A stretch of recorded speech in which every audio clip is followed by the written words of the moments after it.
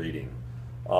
So now those are just a few ways. And if you're looking for more ideas for ways that you can engage young people in this explore part of the lesson, or if you're looking for ideas for activities to follow up the reading of a text, that's always a good thing to do. After you read the text, do an activity that reinforces what they've learned.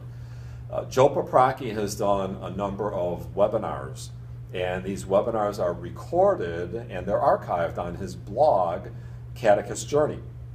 And this particular webinar that I call your attention to is called Getting Started as a Catechist. And Joe did a series of webinars for different age groups, covering what are the tools and resources and methodologies that work for primary age kids, intermediate age kids, junior high and high school, and even adults. What are ways of engaging them in activities to reinforce what's being read from a textbook? So I invite you to check those out. They are free. They're recorded, meaning you can watch them anytime you want. You can be wearing your pajamas and sipping a glass of wine when you do that. And it's just very convenient for you to find these ways of engaging young people or adults in very effective methodologies for reinforcing the lessons that are being taught.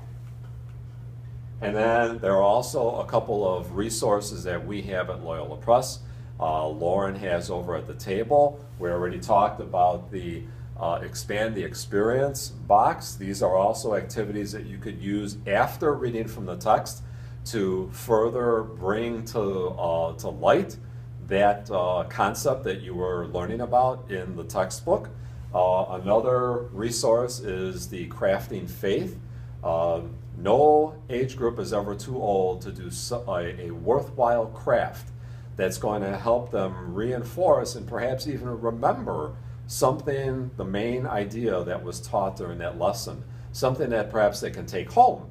So now when the parents say, what did you learn about in class, they could actually show something and say, oh, well, this is a ABC, whatever it may be, because today we were learning about ABC, okay? See, so this is another way that you can have them take home and retain the important concepts being taught.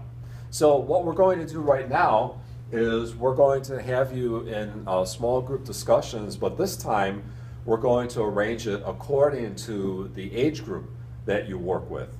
And so we're going to have all those who are working or interested in being part of a group talking about preschool and kindergarten meet over here, and those who are in primary age groups over here, intermediate age like 4, 5, and 6 over here, junior high, grade 7 and 8 in high school over here, and anyone working with adults will be in this section over here. So let's move now to those sections and take the next 10 minutes or so to discuss what are methodologies that work for that age group. For example, doing finger puppets might be a real nice way of reviewing what was in the textbook by putting on a little finger puppet show. I don't think that's going to work so well for 8th grade. So you see what I mean? Find ideas, methodologies that work well for a particular age group, share those at the table, and then we'll come back as a large group and look at some of those and see how we can share those, okay?